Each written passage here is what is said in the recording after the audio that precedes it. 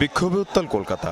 লোকসভা এবং রাজ্যসভায় বিতর্কিত ওয়াকফ বিল পাশের প্রতিবাদে এভাবেই পথে নেমে আসেন পশ্চিমবঙ্গের মুসলমানরা।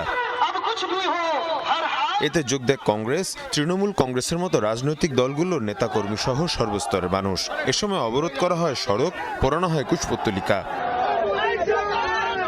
আন্দোলনকারীরা বলছেন, মুসলিমদের উন্নয়নের কথা বলে ওয়াকফ বিলের সংশোধনী এনেছে বিজেপি সরকার, কিন্তু এতে কোথাও মুসলমানদের জন্য আবাসন, শিক্ষা কিংবা পেনশনের কোনো কথা নেই। মুসলিমদের সম্পদ দখল করতেই ওয়াকফ আইনে পরিবর্তন আনতে চাইছে মোদী সরকার।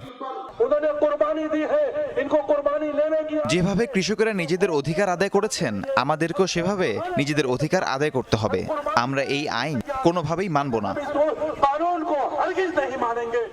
বিক্ষোভ হয়েছে পাঞ্জাব, অন্ধ্রপ্রদেশ, গুজরাট সহ ভারতের অন্যান্য রাজ্যগুলোতেও। আহমেদাবাদের সড়কে অবস্থান কর্মসূচি পালনের সময় বিক্ষোভকারীদের উপর হামলা করে পুলিশ। আটক করা হয়